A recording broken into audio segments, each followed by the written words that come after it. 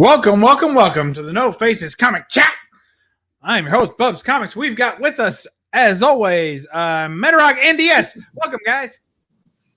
What's up? Good to be here. Greetings, everyone. All Missed right. the show last week. I'm sure a bunch of other people did too, so I feel like we haven't done this show in forever. It has been forever. And It does seem, doesn't it? Yeah. Yeah. Glad to have you all back. Roger, why don't you go ahead and shout out the chat? Well, it looks like William Smallwood's in here, and that's it. How you doing, William? Wow. What happened? we missed a week, and we're yesterday's news. Apparently, or last week's news. Hey, that happens. Yeah. And we've got, who else? Oh, Captain Comics just showed up. Welcome, Cap. I had the distinct pleasure of being on one of his shows this past weekend. Oh, He did a little game show. It's called the One-Eyed Willie Show, or what was it? It was the One-Eyed Pirate. No. Now you see me. Now you do. I don't know. It was a good one though. I really enjoyed it. Okay. What was the premise of the game show? He showed a book, and then there were 3 contestants, and they basically had to come up with a caption or a quip about it. And then the chat voted on who had the best one. What do you see? There it is. What do you see? What I do knew you it was see? some kind of piratey play on words. I like that. I like that. That's clever. Yeah, it was me, Comics with Bueller, and oh gosh, he's on. He doesn't have a channel, but he is always in the chat. What the deuce? That's it. What the deuce? He was on there too.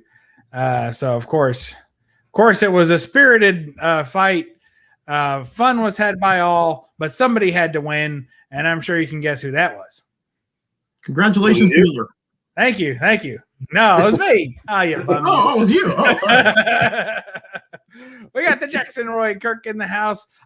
Goo Rhythms in the house. You always got to make sure your thumbnail game is strong to keep up with the Agu Rhythm.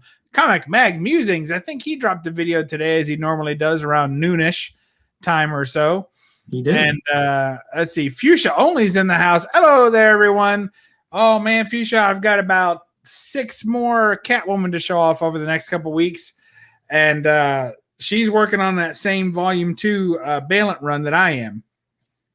So we'll see who gets there first. I think she might be ahead of me, though. I still need like 9, I think. So Collecting Chaos is in the house.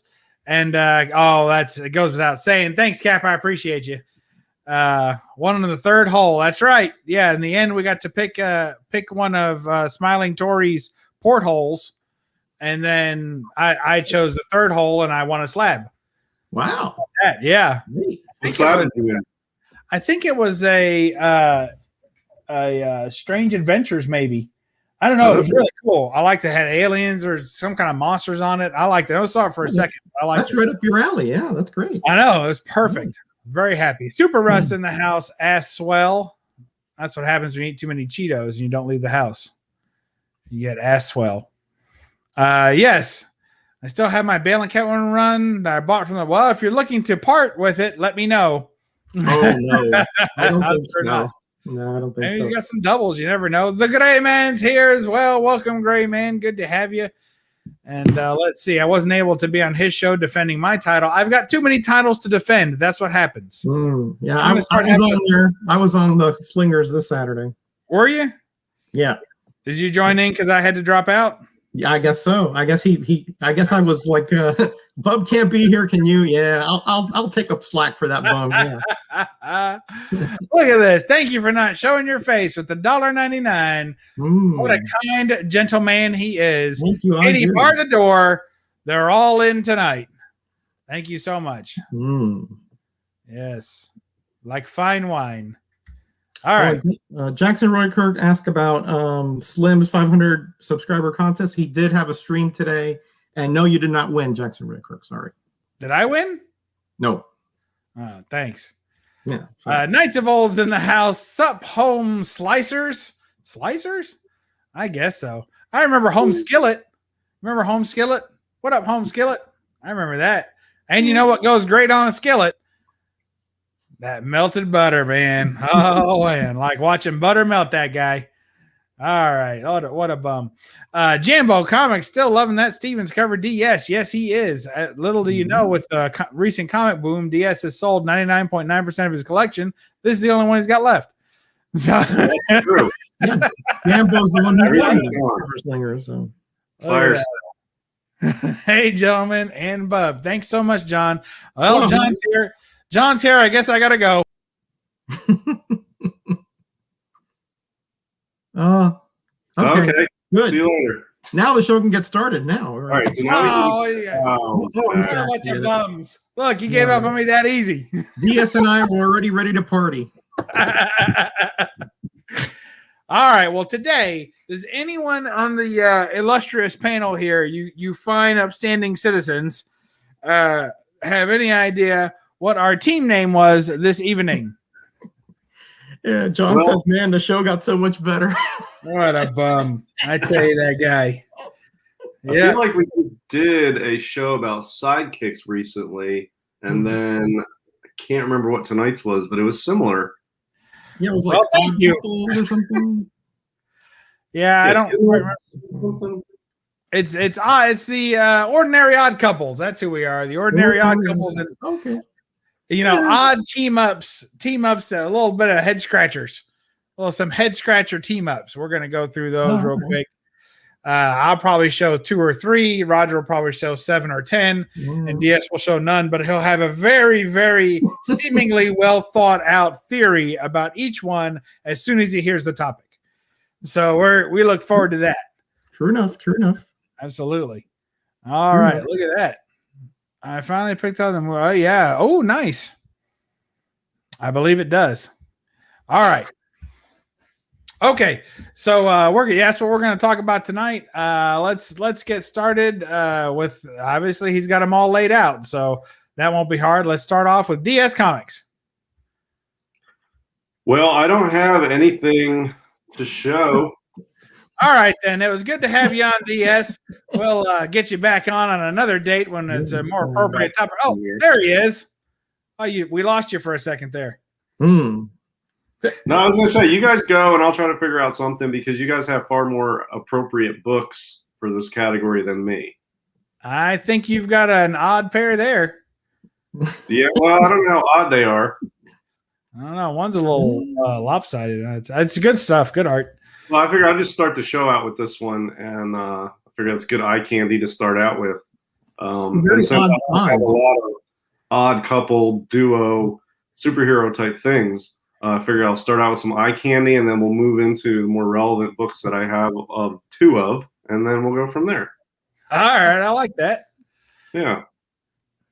Well, I'll start off with them there Defenders. They're a terrible team, and they show it. What's funny is Namor, he's always bad on a team. He really doesn't belong on a team at all. He's much too salty to be on. You're still reeling from that Captain Comics. Yes. What do you see, or are you seeing this? Well, I still can't remember the name of it. I'll be ready for my defending title though.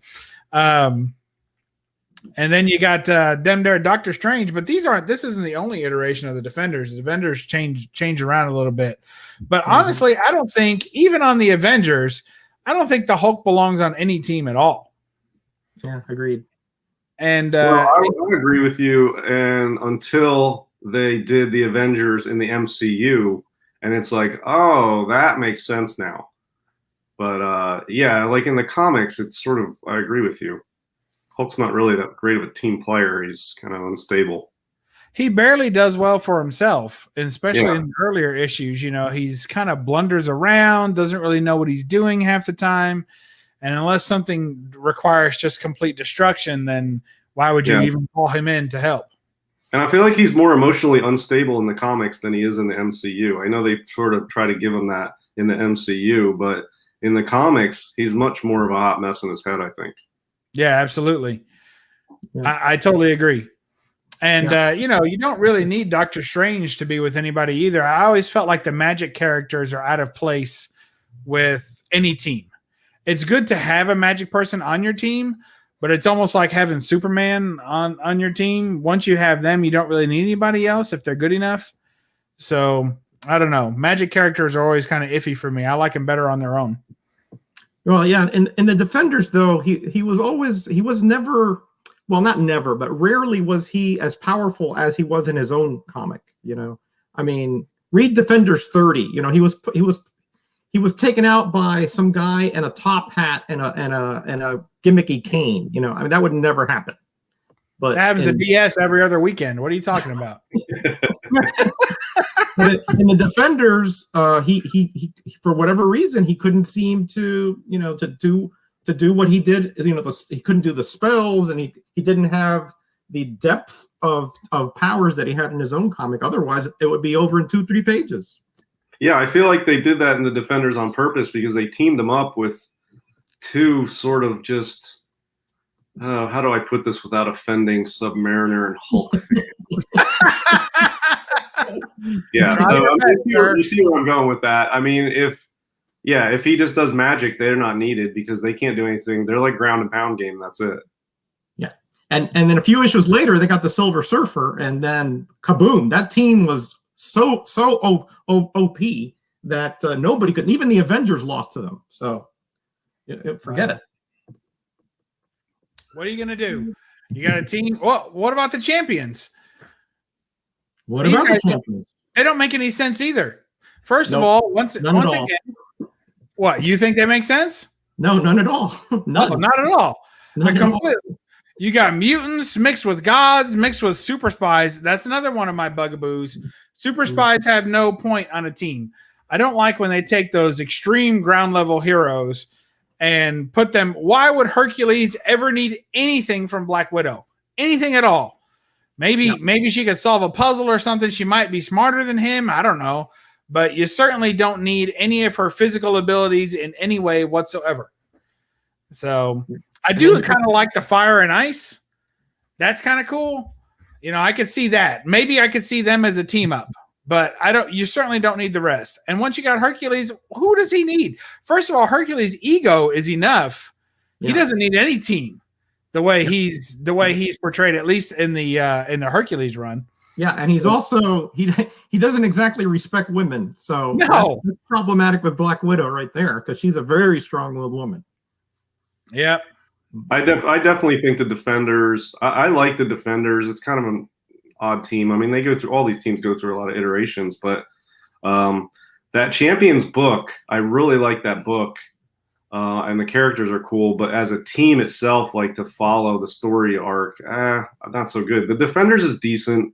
I don't know. Defenders works better than Champions for sure as like a team. I don't like Ghost Rider and Hercules together. I never feel like they go together. Even though I really like that book, it's my birthday book. That's probably part of it. But Ghost Rider and Hercules, I don't even feel like they would even get along. Well, Ghost Rider and anybody really.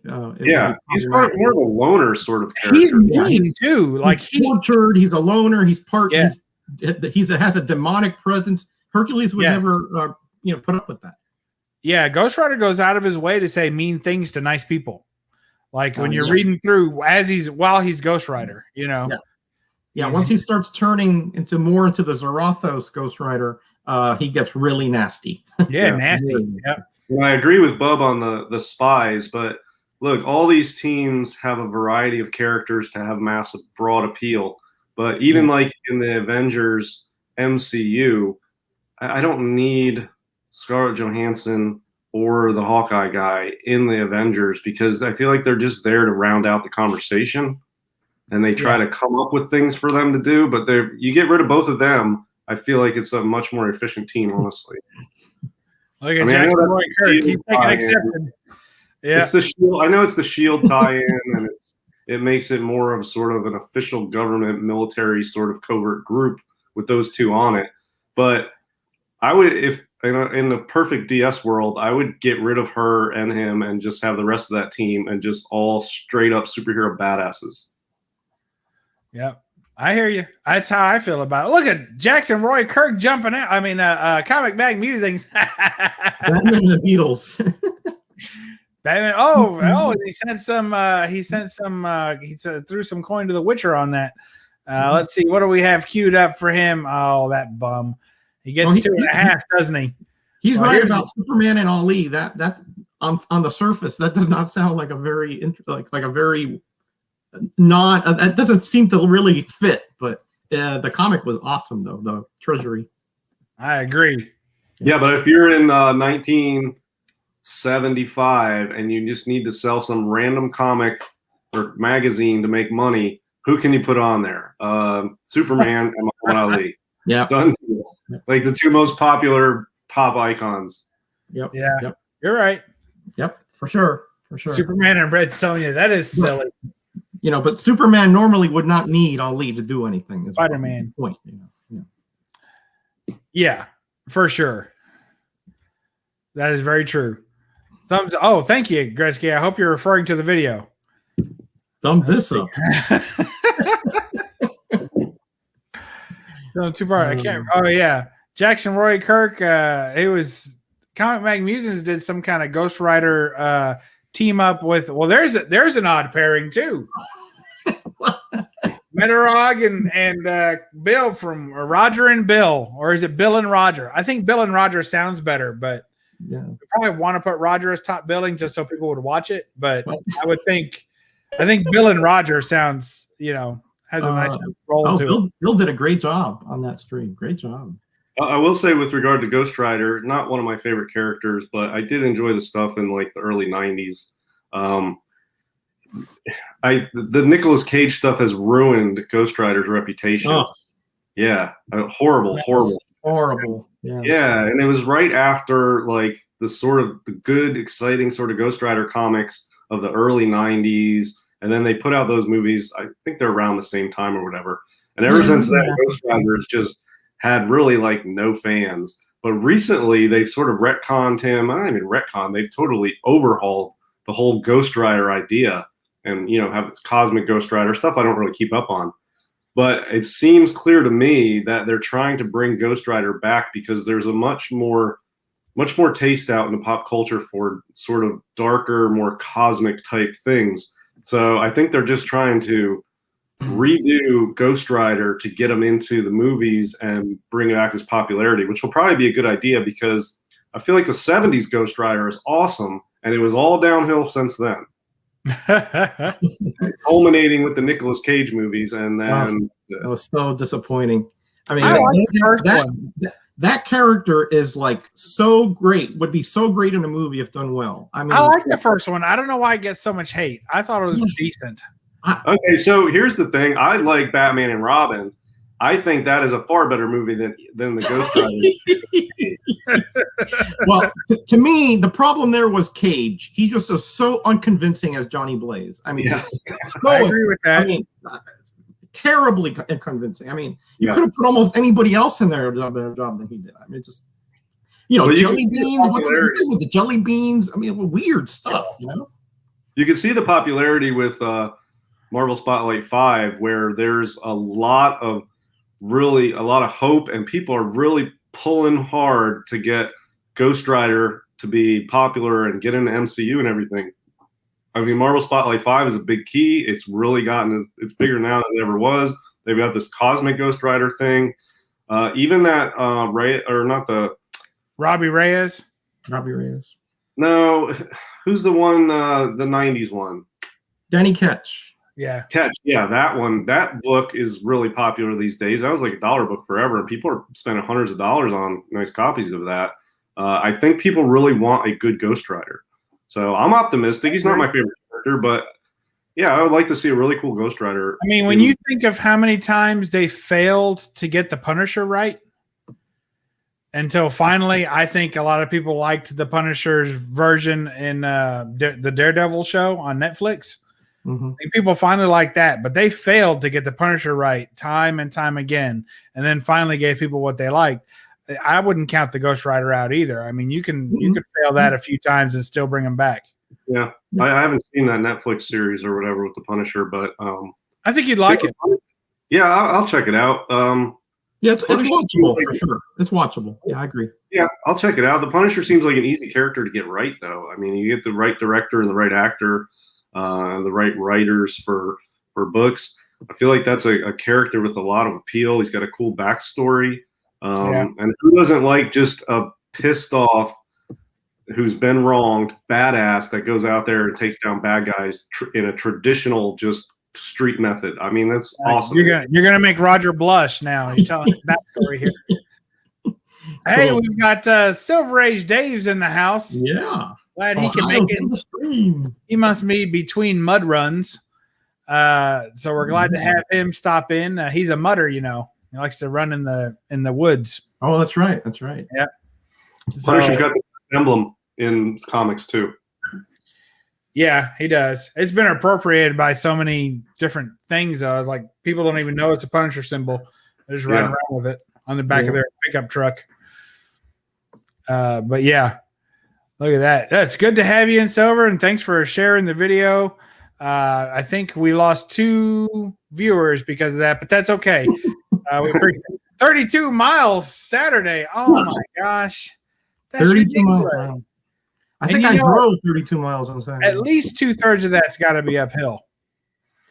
So, all right, good to have you. All right, Roger, let's see what you have to share with us. Do you get to pull out any of the books? I'll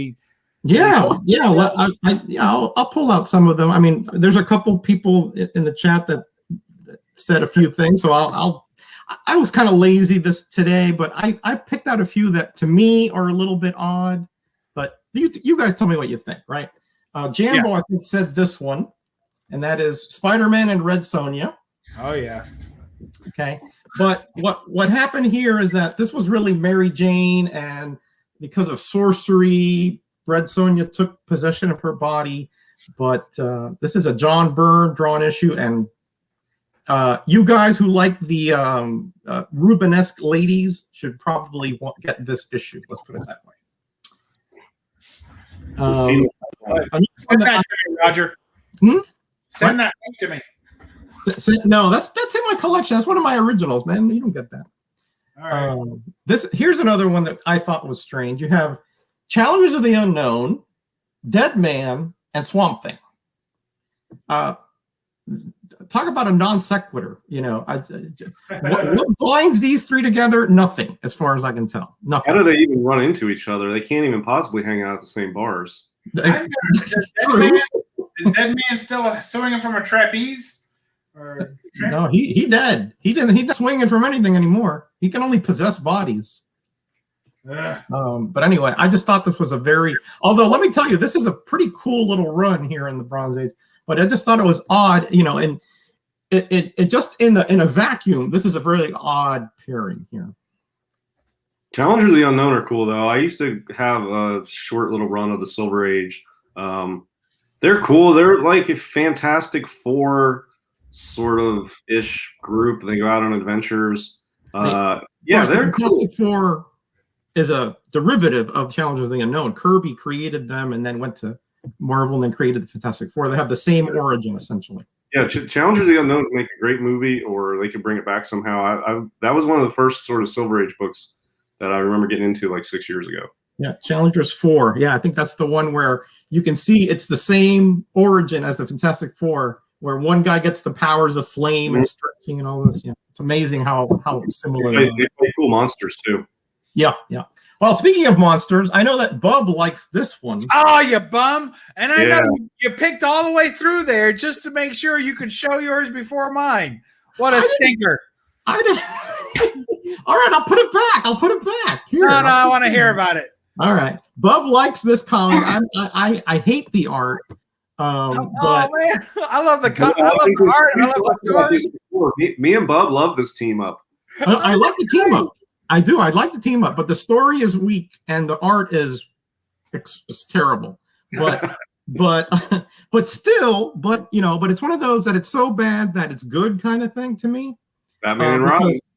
Because you have four very diverse type of monsters that would normally really never cross paths, but they do. And Ghost Rider's kind of sort of like takes a lead here. in this team because this guy is just like a wild card. This guy is obviously wild, and this guy does nothing except emotions. So it's just an odd pairing, but to me, it kind of works in a very weird way. But it's odd. I find this personally. I find this to be the most spine-tingling team up of all. That's the way I see it. Okay, it's a pretty good one. The most spine-tingling team up of all. Well, my spine didn't tingle. Let me just tell you that. But did tingle. But my brow did furl a bit. But this has action in the mysterious Marvel manner. How could you be? I don't understand where you're coming from with this. Well, Look, this book is so exciting that every single name has an exclamation point after it. Ghost Rider, Man Thing, Morbius, World, That's true. And then we have perhaps the most bizarre team up I've ever seen before. And that is Aunt May and Franklin Richards versus Galactus. And he's still a kid in this, right? He's still a little kid. And of course, this is Assistant Editors Month, so things got really loosey-goosey during this month in 1984, 85, 83. Yeah, I feel like that story would last about one panel. Yeah, that would be merciful. Yeah, you can maybe drag it. You can maybe torture them for a few panels before he ended them completely, but that doesn't seem like a fair team. Yeah, it's essentially one big Twinkies commercial. Let's just put it that way. Oh my gosh. Okay, that's what it is. I mean, I've never seen that one before. That is cool though. Yeah, I mean, just seeing the words Aunt May and Galactus on the same cover is like mind blown. Never even heard. And she becomes a herald. I think her name is Golden Oldie or Goldie Oldie or something like that. That's her first appearance? First and only. Yes. Isn't that the name of the show that DS does on Tuesday nights? That's Golden Guys. Not the old Golden Shower oldies or something like that. Mm-hmm. I do remember the Grader's notes on that 28. Yeah, I sure do. Yeah, I do too. I was livid. And I'll show one more. And this Bub probably has the opposite opinion, right? But these two teaming up is very problematic because anytime they're close to each other, they sort of they avert each other's powers. They clash. So to me, that's not a good team up. Well, just what about the powers don't complement each other? What about some parallel play? Like maybe they're not necessarily fighting the same thing at the same time, but if something needed some fire, you send in Johnny, and if something needed some ice, you send in Johnny. Are they both named Johnny? Well, no, I'm not saying that's not possible. That could be necessary, but they themselves teaming up, their powers counter each other. So it would be, all the villain would have to do is sort of get them close together, and boom, he's fine. He'll melt. And he'll drown. Is there a villain who can harness the properties of thermodynamics? Because they would really be in trouble. Pyro can't he? He can do the fire. You'd have to have somebody that could really transfer heat going both ways, and like pull cold out and force things to heat, like move temperature gradients back and forth, and they'd really be screwed. I can't think of it off the top of my head. Usually there's a lot of heroes that can manipulate heat, and then there's some heroes that can manipulate cold, but is there one that can just manipulate temperature generally? I think back in 2019 or so, Iceman went both ways. A little bit. It's a different storyline. It wasn't well received. No. Well, there is the villain in here is called Equinox, and he does have both powers, and I don't think he was affected by either, but I don't know if he could harness them from the heroes. I don't remember. I haven't read this in 20, 30 years. So I've never read that one. Roger hasn't read that in 20 or 30 years, and he's still pretty sure Jackson Roy Kirk is wrong. So there you go. He's stacking a book he hadn't read in 20 years up against Jackson Roy Kirk's Google fingers. I like that. Oh man, you want to see one more? Or you want to go to somebody else? Yeah, no, let's see another one. Yeah, here's another one. All right, what people are paying for. Here's one that I thought was okay. Spider-Man, right? He teams up with everybody because he sells comics, right? I mean, he's teamed up with Top Dog, from the Star line. He's teamed up with who knows, you name it. He's teamed up with him. But here, he's teamed up with Howard the Duck. And it's just an odd pair. A super powered, very well established hero and an alien duck. I think that one makes sense. I like it because they're both wise asses. Yeah.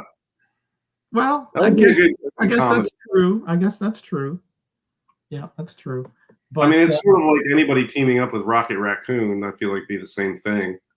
Yep, pretty much. Although Hulk did team up with him, but I think Hulk, so Hulk and Rocket team up is worse than this, honestly. Yeah, you're probably right. I didn't pull that one. It's Hulk 272 or something. Yeah, I didn't pull that one. But I thought that it was odd, and especially the way that Howard the Duck is written. He's written initially by Steve Gerber, and it was very kind of surrealistic, kind of almost like a fantasy world atmosphere. And then you have Spider-Man, who's entrenched in Marvel continuity. So in that sense, it's also odd. Entrenched.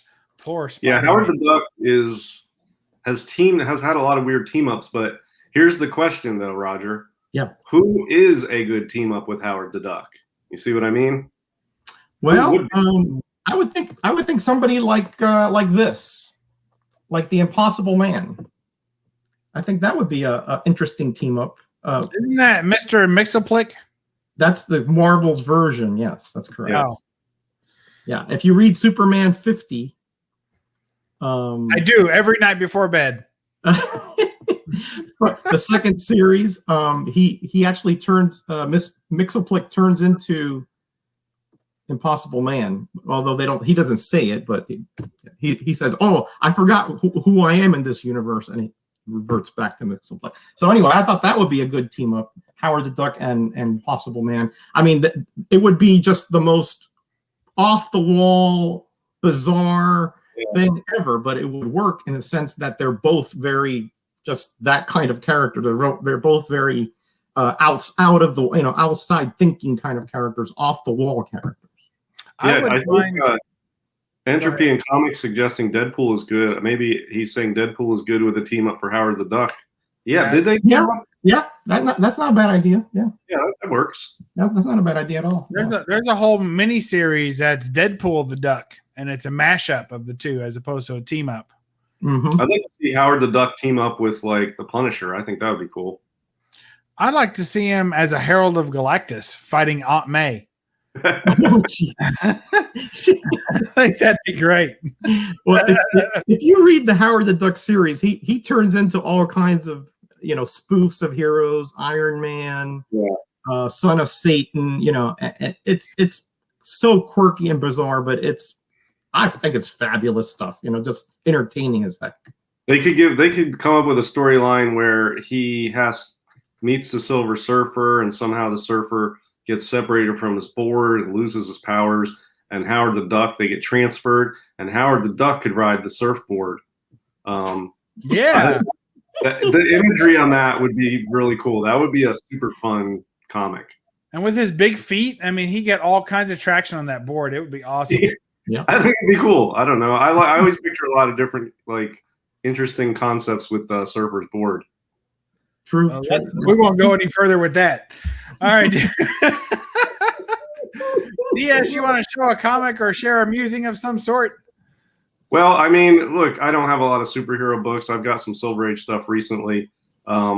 Any excuse to show off this grail that I'm very happy to recently get, I'll do. But this is the first Wizard and Paste Pot Pete team up, so there you go. I don't know anything about either one of them, though. Yeah, right. There's another minor appearance in there you might want to mention.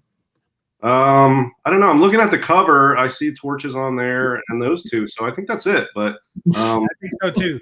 Go ahead and send that to me, DS. Don't waste your time with that. Yeah. You're better than this. Oh man. Oh, look at that. Well, I never understand why he's not on the cover. I mean, a first appearance of that magnitude, and they don't even mention him. I honestly believe it will forever keep this book below its true value. Perhaps, but they brought the Golden Age torch back in the Atom Age and did some torch issues. They did that with some Submariner issues too. Yep. And Cap and to get them back. And then in Strange Tales, when the monster stuff was starting to tail off and they're trying to get something else going, they brought Torch back in 101, and he's like the main character in the Strange Tales from 101 on. And there's a lot of different weird little characters and villains and stuff that pop up after 101 with the Torch in there. And then they always have multiple stories, and in the end they put a story in this one featuring a Doctor Strange. And I think sometimes they come up with something and they're like, yeah, that's cool, throw it in there, and they realize how good it was, and other people sort of dug it and like, let's try that one again because that was a cool backup story, let's do that again. And then it became Massive Hero and took over the title. And but yeah, this is from 101 till now, this is mainly a Human Torch sort of comic with some other stories in it. Yeah, the Thing appeared here and there, but yeah. And I think, look, this cover, there's a difference between a cover being bad and a cover just not having the character you want on it. This is not a bad cover, it just doesn't have Doctor Strange on it. It will hold the value down, sure. But it's a cool cover. I think it's all right. It's not a Avengers Annual 10. You know what I mean? Yeah. Yeah. Well, at least Avengers Annual 10 is ugly, but I feel like somewhere on there, Rogue has a shadow or something, doesn't she? I don't think so. Is she not on there at all? They at least mention her. And they have those god awful like quadrants on there. Oh, it's hideous, but they could have just picked one quad like this. They could have just made a cover of whatever instead of breaking it down and making it look like it's an advertisement insert from a newspaper. You know what I mean? Yeah. Yeah, because she doesn't feature in the X-Men, right? She features in the Avengers story. I don't know. You mean in Avengers Annual 10? Yeah. Yeah, I think she's the one who takes away Ms. Marvel's powers. Is she in the X-Men story, though? It's been a long time since I read that, man. I'll tell you what, I have never read that book, but I recently picked up a copy that's raw, and I will read through it, and when I do, I'll give you guys my review of it. Is that not her there? The Deadly New Brotherhood of Evil Mutants, a shocking mystery guest? I don't know. I've never read it, but I've got one in this stack over here. Tell Jackson Roy Kirk get back on this Google machine and give us some help. Yeah, I've got it. I just haven't read it in a long time.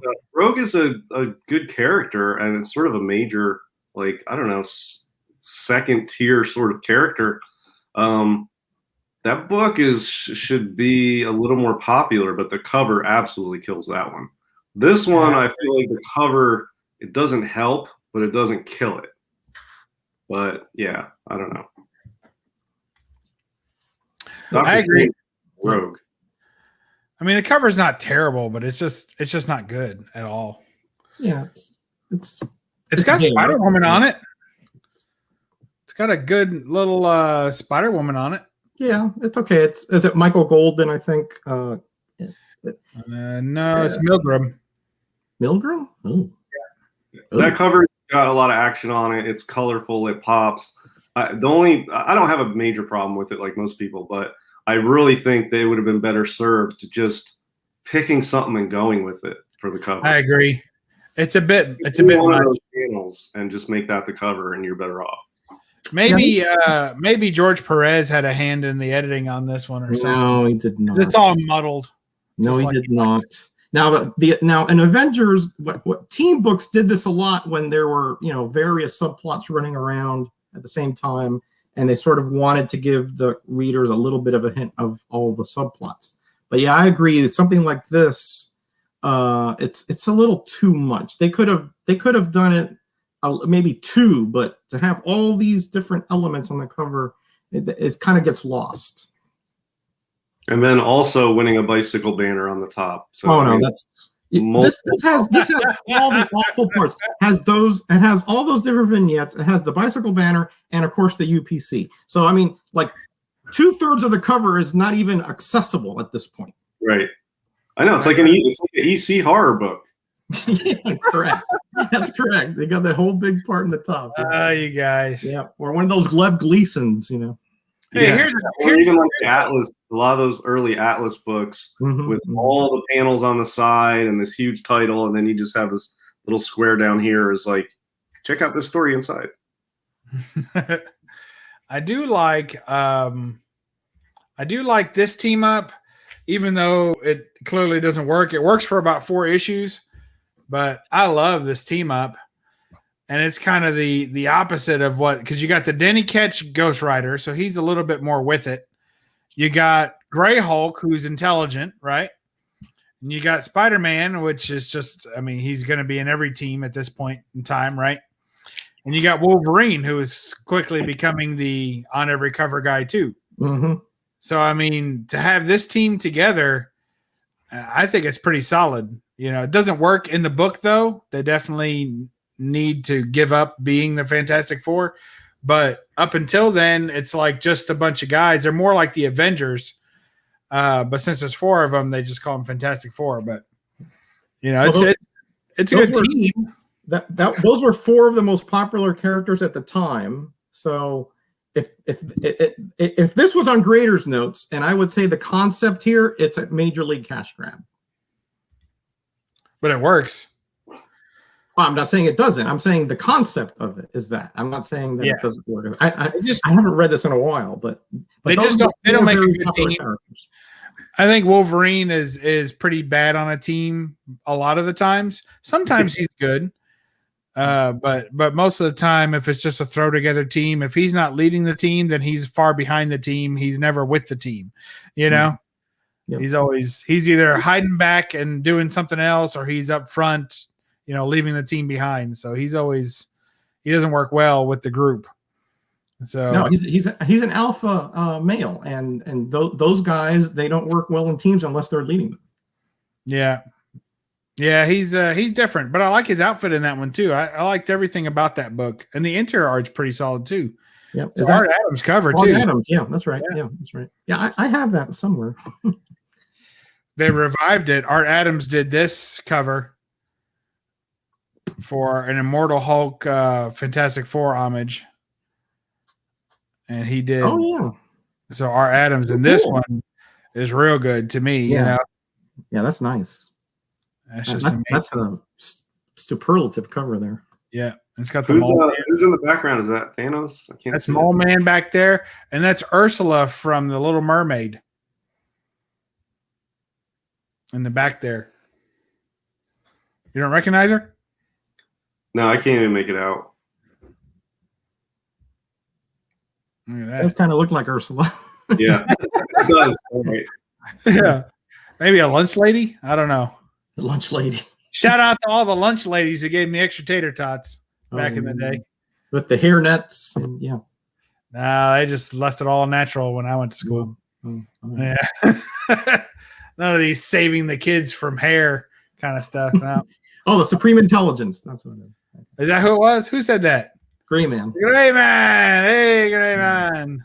We knew that. We didn't know that. No, I didn't recognize him. Oh, man. All right. Let's see. Roger's got about 17 more books to show. Take it away, Rog. All right. Yeah, I got a few more here. Here's a couple of oddball ones here. This is Supervillain Team Up. And I hadn't even thought of that. That's good. That's a good angle. Dang it. Yeah. I got a few of those. Every once in a while, I can outthink you, Bub, but those are rare occasions. I know. Thank goodness it hardly happens on a Monday night. But this is Red Skull and the Hate Monger. And to me, the odd part here is not that they're supervillains. You know, they theoretically could get together and have a sort of, you know, have some kind of plan that, you know, that both can, you know, have their parts in.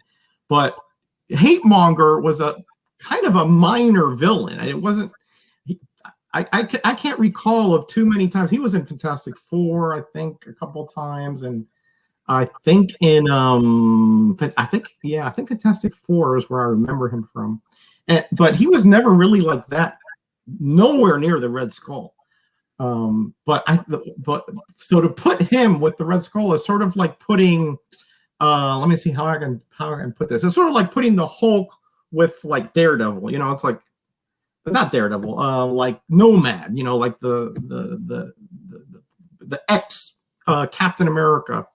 Nah, it's he's just not well known enough and doesn't have enough history for you to say, oh, I want that guy as a partner. Yeah. It's sort of like, who are you? So to me, that's an odd team up. But the reason they did this comic, by the way, was to maintain the copyright of Supervillain, so that every year they had to have something with Supervillain on it, so they continue the copyright. It's a terrible comic, by the way. I mean, but that's such a loose connection. They could have still put Supervillain on a better book. Yeah, like I don't think they had to make a book just to keep that moniker. Surely, yeah. No, they didn't. But who knows? Why they thought that they needed to do something like that. But when you get it home and you pay your 40 cents and you're like, this is pretty bad. Anyway, you ever try and return a comic to the shop because you didn't like the story, Roger? Well, back then it was 7-Eleven, buddy. Once you take it out of 7-Eleven, you don't even bother trying to return anything in 7-Eleven. They'll just laugh. Is that because you tried and they said no? Yes, I did. Yeah. Yes, I did. And they said, because I bought a comic, right? And like the whole back cover was like ripped in half. Oh, boy. Like just ripped in half. So I came back, I had my little bike. I was rode back home and came back. And I'm like, oh, no, this is not. And so I took it back. He goes, how do we know you didn't do it? Yeah. Yeah, you're awful rough on stuff there, little kid Roger. Yeah. Well, let me interject here. This is part of why I wish they would go back to newsstands, because whenever that discussion comes up in the community, it's all about the comic industry and the LCSs and all this other crap. But we were all kids at a point where they had newsstand comics, and you buy them at 7-Eleven or buy them at the grocery store. And there's a certain type of memory you have of those times as a kid, and the certain times where you were doing something that wasn't fun, but you get a free comic out of the deal when you go to the grocery store with your mom, or you can drive your bike down to 7-Eleven or something. There's something to be said for that, and that makes comics has a broader sort of access to kids in a way that just comic shops don't, and digital reading and subscription don't. It really would help comics generally if they did that. It might not help this LCS or that publisher or this part of the industry, but the overall thing, I think it would really help, because those of us who bought comics off the newsstand remember, we got a lot of comics we would never have got otherwise. I was exposed to comics directly from basically newsstand stuff. I would have probably never even been a comic fan. There's something to be said for it, and it's more of an intangible type thing. And it's just, comics deserve to be on the newsstand. Yeah, you can still have comic shops, but I mean, does anybody else feel this is just, it's weird that there's no comics at grocery stores and 7-Eleven anymore? It just feels off to me. It always feels off to me. It feels wrong, man. I don't know what. Yeah.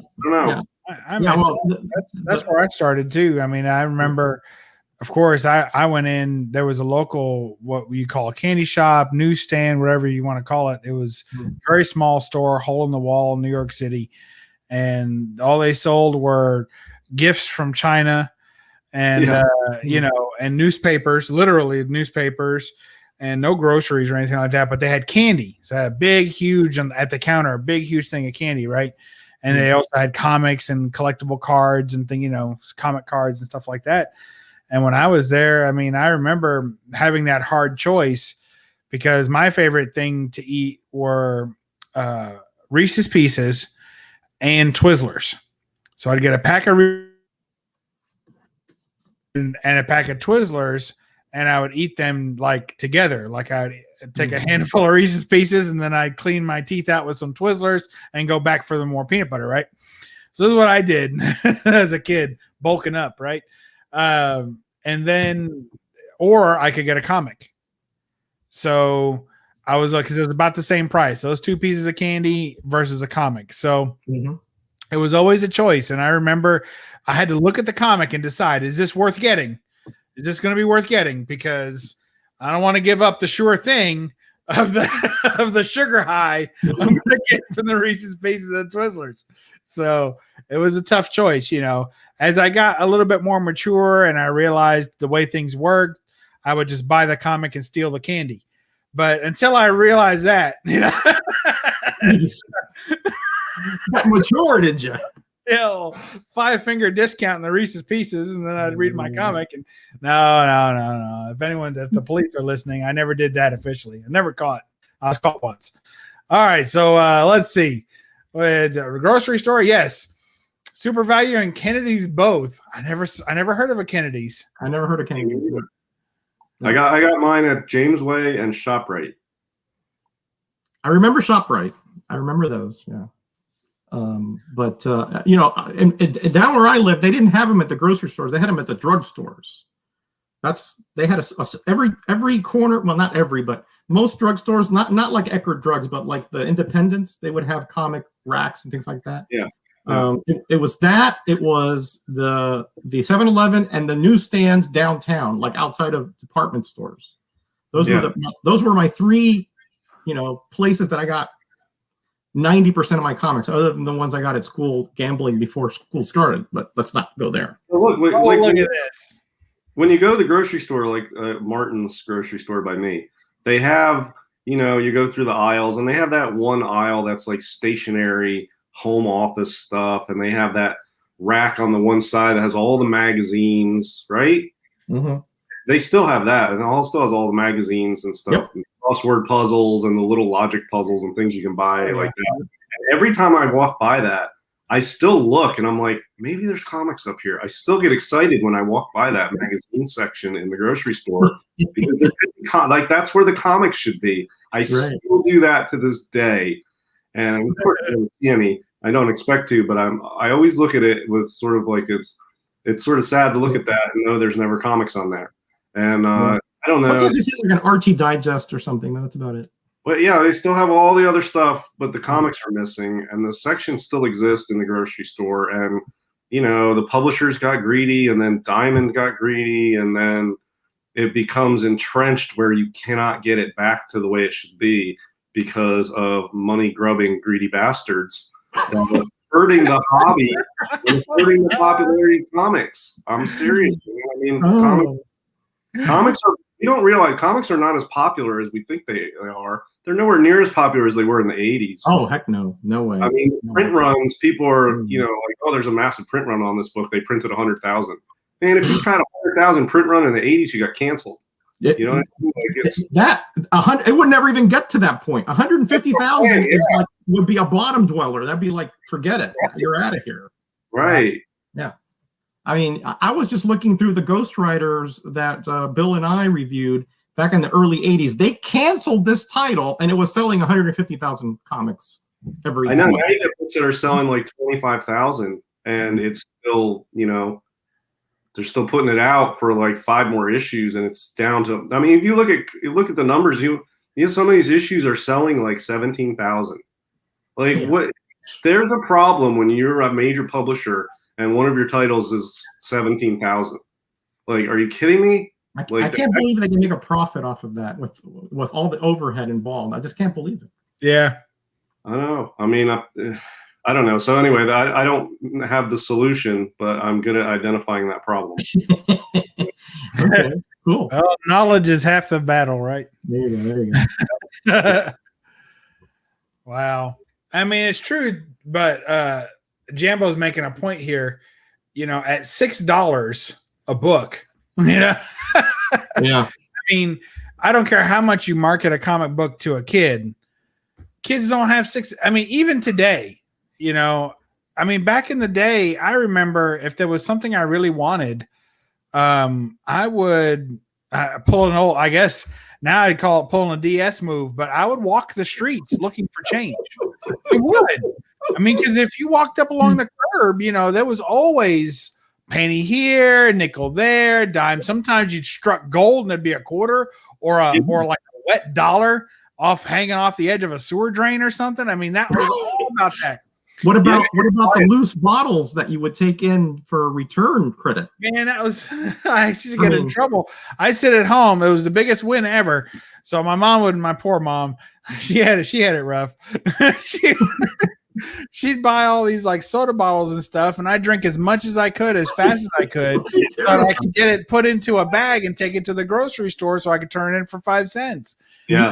But I'll tell you the reason why they're $6 is, look, here's the difference, and here's one of the main problems is that when there was newsstand comics, we were the customers of the publishers. They were putting out product that they were trying to convince us to buy, and the better it was, the more of them we would buy. We are not the customer base for comic publishers now. Comic shops are their customers. They don't care if we read them. They only care if the comic shops buy them. We are not buying from publishers anymore. We're buying from the comic shops are buying from the publishers. They have all these gimmicky sort of ways that they own the comic shops. Like if you want the variant, you got to order so many of these comics. That has nothing to do with us. They're just trying to get as much money as they can from the shops. We're not the customers of the comic publishers anymore. The shops are who they're aiming. That's their target audience. That's their consumer. It's the shops. Without a newsstand, the shops are the customers to the publishers, not us. They don't care if they put out 17,000. If nobody reads a book, they don't care if we like it. If they can get shops to buy 50 copies of a book and pay for it, and then in order to get a variant, they'll do it, and they charge whatever. It has nothing to do with us. Now, the shops are stuck in the middle because they are the customers of the publishers, but they're also trying to pass it on to us to make a living, and it's really difficult for them because that whole system is unnatural. It's not like when you buy milk at the grocery store. Grocery stores are stocking things that consumers want, but you can buy milk at a 7-Eleven, you can buy milk at grocery stores, drugstores, whatever.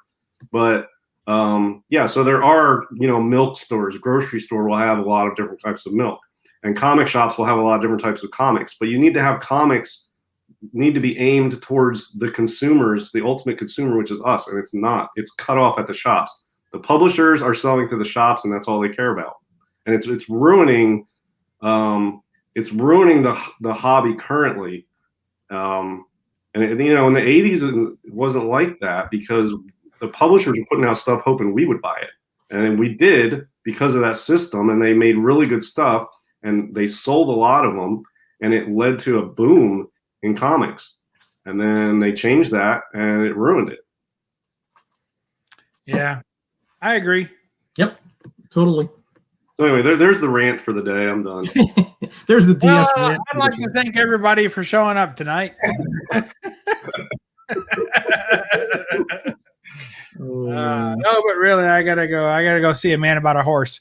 So, but thank you guys for indulging me once again in these weird and wacky topics that we come up with. It's just anything, or just content. We're just pushing this content out. It's quantity over quality. No, that can't be right. No, it's quality over.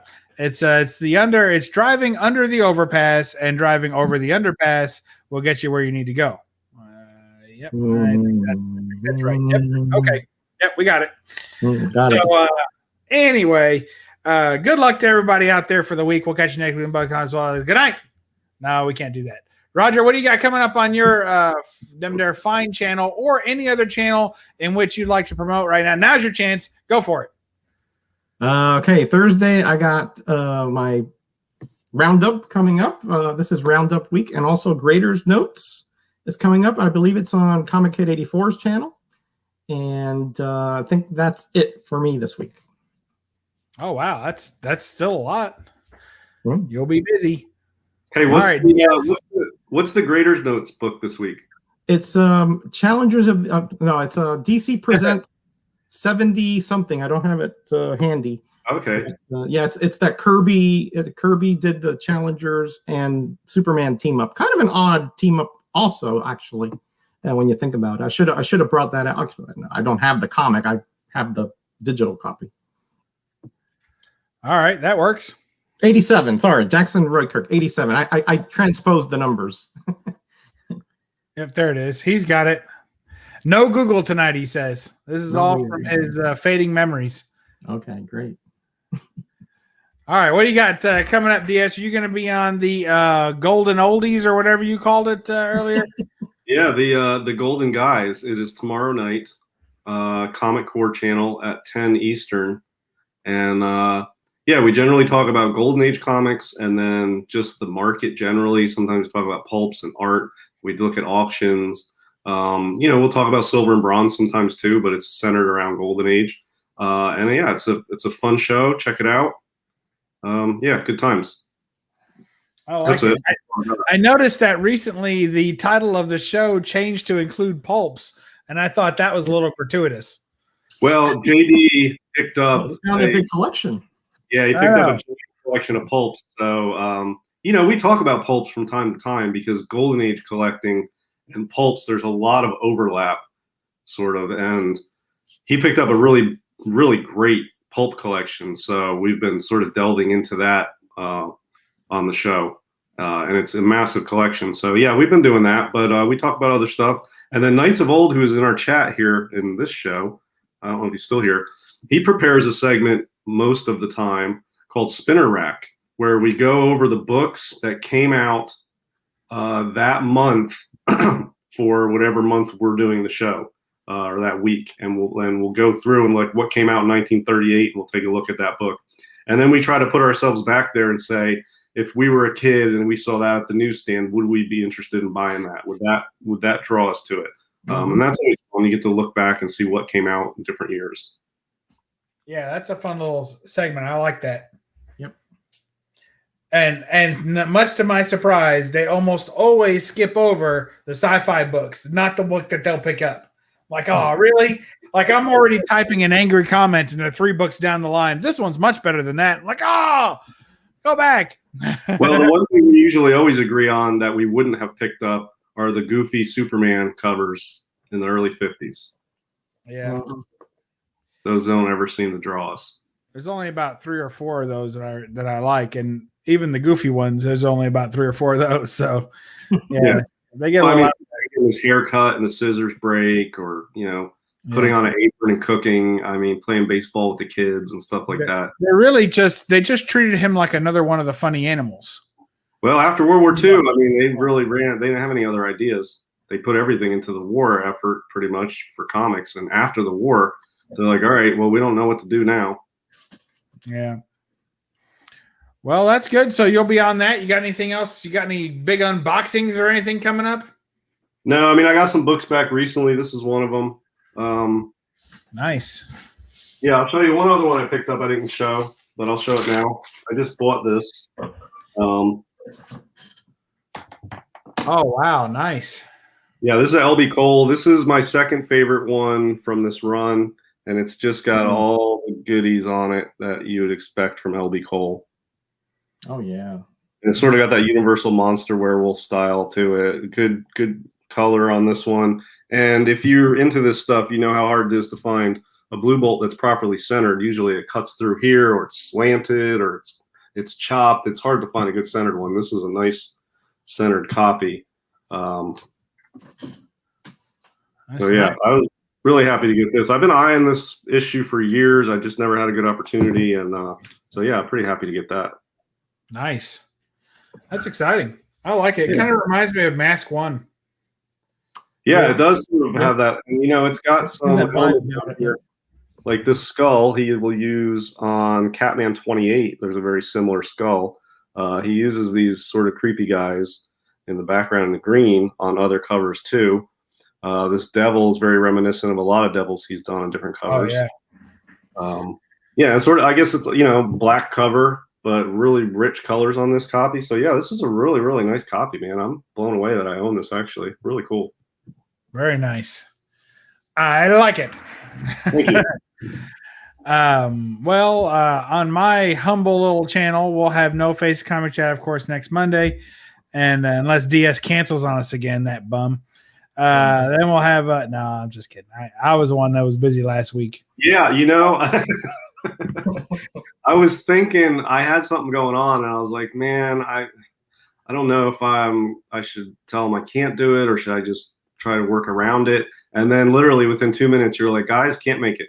I was like, oh, okay. Yeah, and then Roger, and I didn't know what to take of this. He was like, I kind of figured. Like, based on what? Because I hadn't heard anything. You didn't send. You did nothing. You were like just silent. So that tells me you were busy, and that means that maybe you had to cancel. That's my logic. Yeah, usually we get that email sent out at 4 o'clock or earlier. Yeah. All right, fair enough. Well, assuming no cancellations, we'll have it again next week. Roger has great powers of deduction, Bob. Yeah, I find him very deduced. We have, let's see, I'll be doing, I filmed a little haul video. I went to a shop this past weekend, Saturday, and picked up some books. So I'll be showing that off, a little out of town shopping. Then I also have several hauls to show off from my comicshop.com. So I've got those to show off. And by the time I get all that filmed and uploaded, I still like doing kind of a different thing on Friday. So I may do another Power Records or some kind of weird unboxing or something. I don't know. I'll do something Friday, probably not exactly comic stuff. And then, and by the time all that's said and done, sometime next week or maybe this week, I've got a CGC order circling the drain.